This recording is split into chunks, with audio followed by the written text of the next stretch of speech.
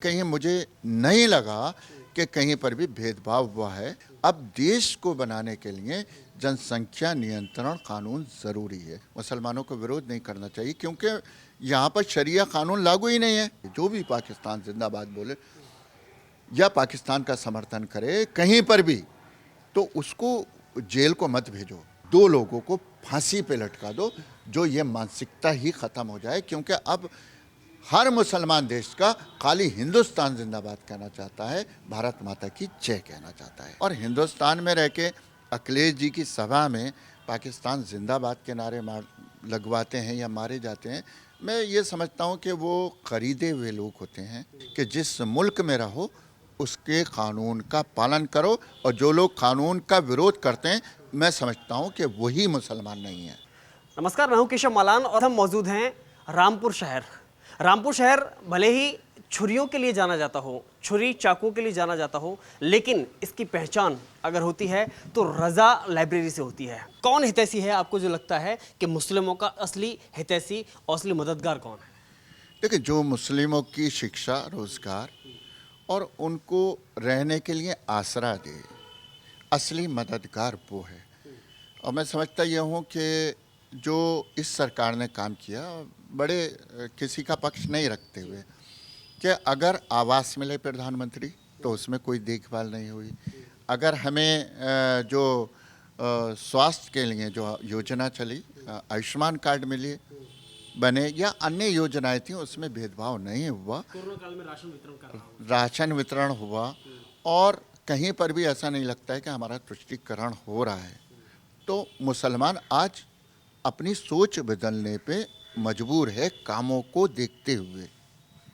लेकिन कैसे देखते हैं रामपुर के लिए योगी सरकार ने क्या बेहतर किया है? देखिए, सबसे बड़ी बात तो ये है कि दंगा मुक्त उत्तर प्रदेश मिला। मुसलमान डरता था आते जाते हुए, मुसलमान का एक भय ख़त्म हुआ। और फिर मैं कहता हूँ कि कहीं पर भी मुझे नहीं लगा, आप लोगों के माध्यम से कह रहा हूँ, मैं कोई उनकी तारीफ़ नहीं कर रहा हूँ, कि कहीं मुझे नहीं लगा कि कहीं पर भी भेदभाव हुआ है। और 2022 के चुनाव आ रहे हैं, जागरूक जनता है।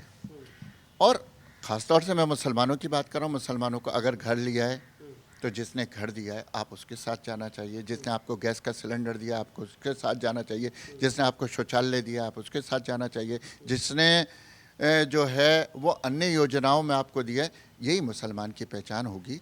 मुसलमान का मतलब होता है मुसल्लिम ईमान, मतलब सालिम ईमान। अगर हम लोग ईमानदार हैं तो जिसने हमारे साथ किया है और जो करने का वादा कर रहा है, करने के वादे के साथ नहीं जाना है, बल्कि जिसने किया है उसी के साथ खड़े होना है। देखिए, सबसे बड़ी बात है कि अभी अगर योगी सरकार के फैसलों को लेकर के बात करें, चाहे केंद्र की बात करें तो 3 तलाक का मामला हो, और चाहे फिर योगी सरकार की बात करें जनसंख्या नीति हो, दोनों पर कैसे देखते हैं आप? देखिए, आप इसमें 2 मुद्दे छोड़ गए, धर्मांतरण और ये वो जो था कॉमन सिविल कोड, और अभी आपने जो जनसंख्या वाली बात की। देखिए, ऐसा है कि अगर आपके टीवी चैनल के माध्यम से बड़ी जिम्मेदारी के साथ ये बात कह रहा हूँ कि आप नबी सल्लल्लाहु अलैहि वसल्लम से सब लोग, हम लोग उनकी सुन्नत पे अमल करते हैं। तो जब हम उनकी औलादों को देखते हैं तो कहीं पर भी ज़्यादा बच्चे नहीं हैं। ज़्यादा बच्चे अगर होते हैं तो हम उन्हें अच्छा पढ़ा लिखा नहीं सकते, अच्छा दर्स नहीं दे सकते। और अगर हम कम बच्चे होते हैं तो उन्हें अच्छा पढ़ा लिखा सकते हैं और अच्छी तालीम दे सकते हैं। अब देश को बनाने के लिए जनसंख्या नियंत्रण कानून ज़रूरी है। अब कॉमन सिविल कोड में मुसलमान खमाखाई में विरोध करते हैं। मुसलमानों को विरोध नहीं करना चाहिए क्योंकि यहाँ पर शरिया कानून लागू ही नहीं है।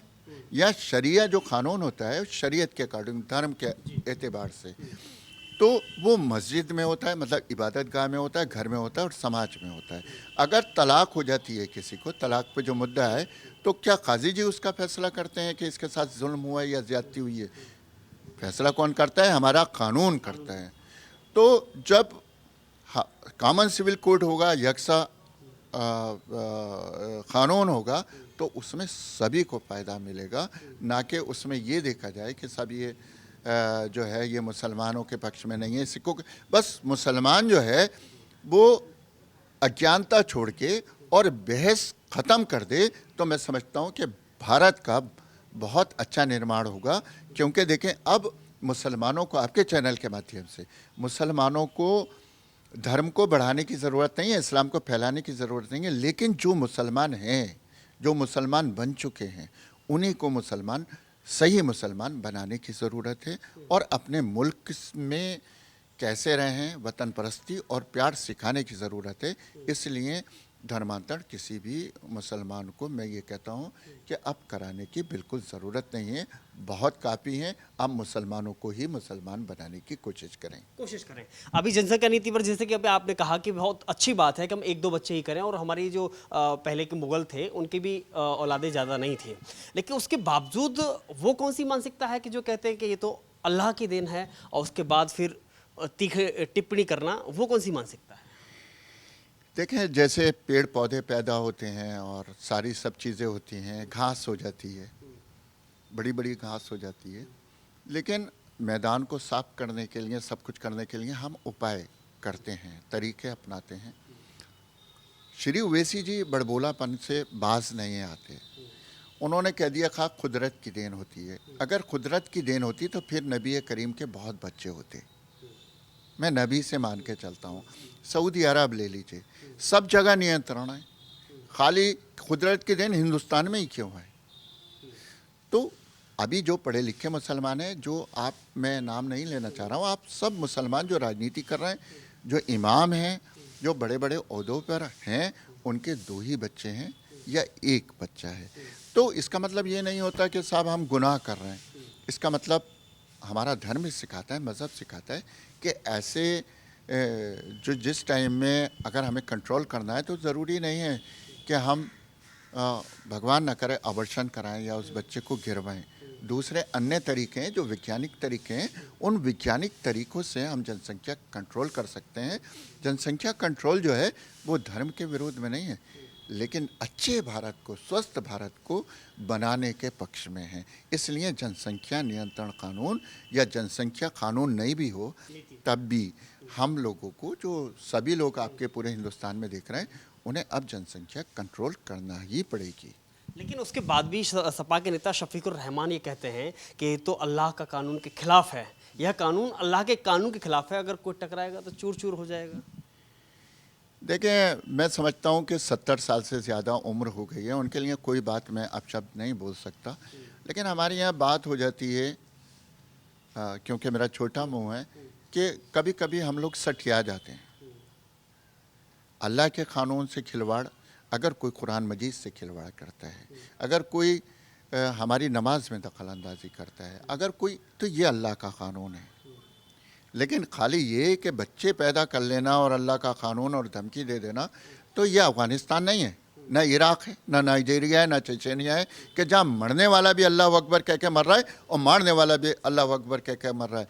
जो मार रहा है वो कह रहा है कि वो मुसलमान नहीं थे, जबकि मुसलमान है, और जो मर रहा है वो भी मुसलमान है। तो जो अपने, क्या नाम लिया आपने? शफीकुर रहमान बर्क जी को ये सोचना चाहिए कि इससे इस्लाम का या उसका कोई लेना देना नहीं है, ना ये इस्लाम के कानून के विरोध में है। बड़ी जिम्मेदारी के साथ बोल रहा हूँ। ये हिंदुस्तान है, भारत देश है, लोकतांत्रिक देश है, अल्लाह के कानून से चलेगा, लोकतांत्रिक तरीके से चलेगा।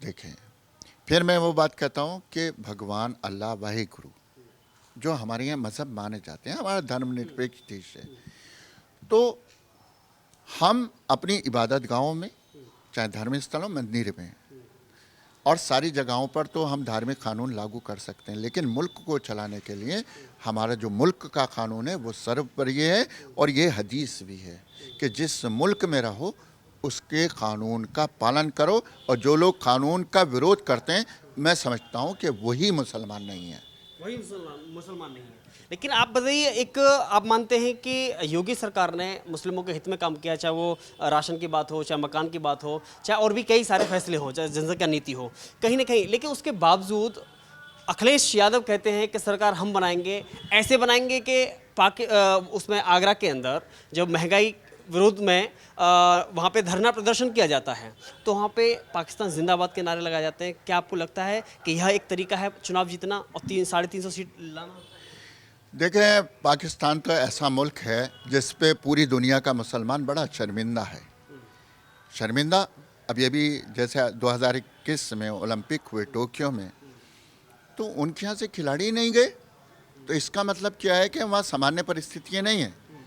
जो सारे देश कहते हैं और हमारा देश भी कहता है कि वह आतंकवाद परोस रहा है, तो इसका सीधा सीधा हमने टोक्यो ओलंपिक में देखा कि वहाँ कोई खिलाड़ी तैयार होने के लिए मैदान जाता ही नहीं है, इतना डर है। वहाँ मस्जिदों में बम फोड़ दिए जाते हैं, और हिंदुस्तान में रह के अखिलेश जी की सभा में पाकिस्तान जिंदाबाद के नारे लगवाते हैं या मारे जाते हैं। मैं ये समझता हूँ कि वो खरीदे हुए लोग होते हैं। वो मुझे कहना नहीं चाहिए, अखिलेश जी पता नहीं किस उसमें रह रहे हैं, तो अखिलेश जी को ये चाहिए कि ऐसी बातें बिल्कुल नहीं करें। और आपके टीवी चैनल के माध्यम से आज आप मुझसे बात कर रहे हैं, जो भी पाकिस्तान जिंदाबाद बोले, जो भी पाकिस्तान जिंदाबाद बोले या पाकिस्तान का समर्थन करे कहीं पर भी, तो उसको जेल को मत भेजो।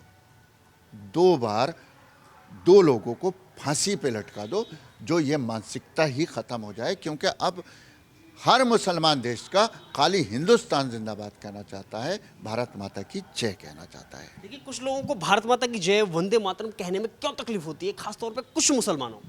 देखिए ऐसा है, फिर मैं कहता हूँ शिक्षित, जब हम स्कूलों में पढ़ते हैं, और जो लोग आपका टीवी चैनल देख रहे होंगे, तो जब हम 6ठे में 5वें में होते हैं, तो हम लोग प्रभात फेरियाँ निकालते हैं, स्कूल से निकलती हैं हमारी। तो हम लोग उस वक्त, हमारे गुरुजी बोलते हैं भारत माता की, हम सब लोग जय बोलते हुए जाते हैं। वो बोलते हैं वंदे, तो हम मातरम बोलते हुए चले जाते हैं। तो अब ये ऐसे लोग के वंदे मातरम नहीं बोलेंगे, अरे भाई बोलोगे या नहीं बोलोगे ये आपकी मर्जी है, लेकिन आप दूसरों को उकसाएं नहीं।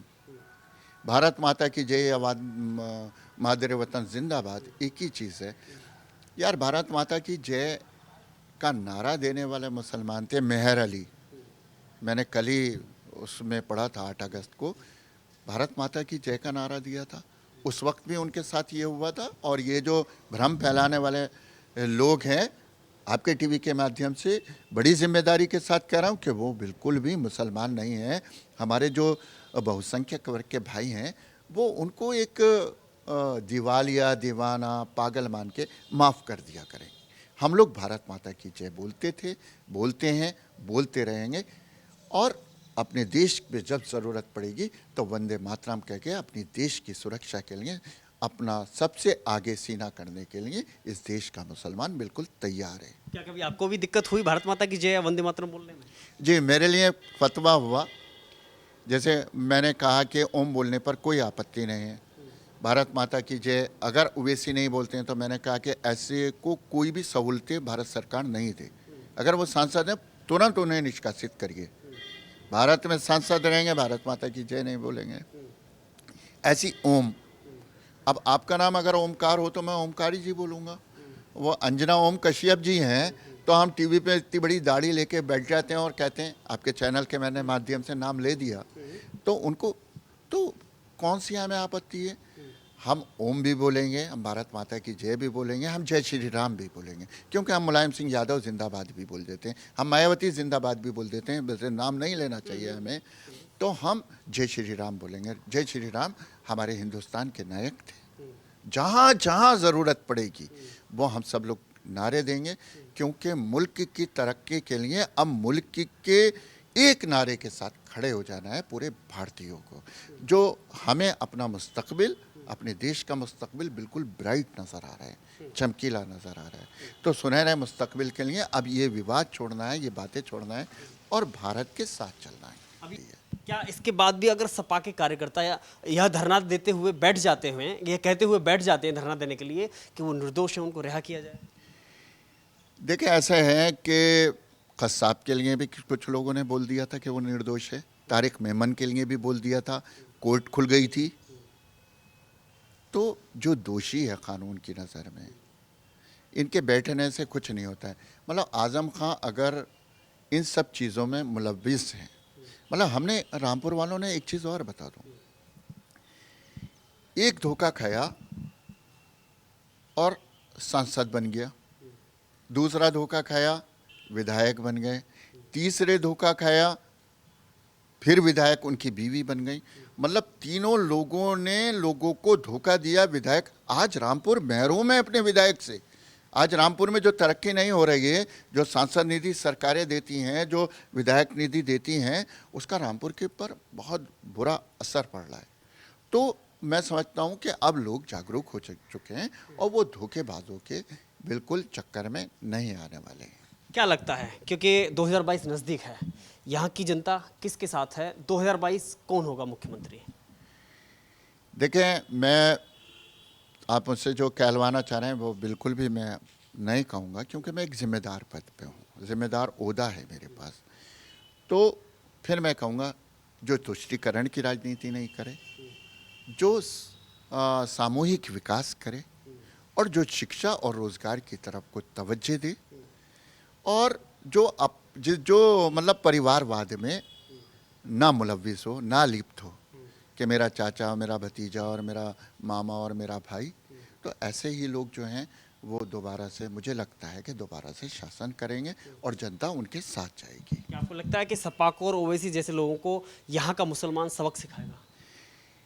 देखिए, मैं रामपुर ही नहीं बल्कि पूरा उत्तर प्रदेश का मुसलमान, वही वाली बात है कि शेर आ जाएगा, भेड़िया आ जाएगा। अरे भाई, सब लोगों ने सब कुछ देख लिया। अब जो है वो मुसलमान अपना वोट लेकर के बिल्कुल खामोश बैठा है। इनकी बातें सुनने जाता है, लेकिन वो कहता है यार मुझे घर, फिर से वहीं आ रहा हूँ कि मुझे घर तो यार इसने दिया, मैं राशन यहाँ का खाता हूँ। जब मैं तबीयत ख़राब होती है तो आयुष्मान कार्ड इस्तेमाल करता हूँ, मैं गैस का सिलेंडर इस्तेमाल करता हूँ, मेरी बेटियाँ जो हैं उनके लिए वो हो गया। और अभी अभी मैंने देखा कि जो लोग कोरोना से मरे, चाहे वो कोई भी हैं, उनके पालन पोषण के उन बच्चों की जिम्मेदारी ले ली।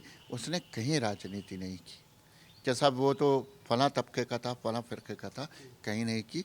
अब जनता जो है वो इस चीज़ पर सब फैसला देने के लिए चाह रही है। आखिरी सवाल, आपको हिंदुस्तानी मुसलमान होने में फख्र है?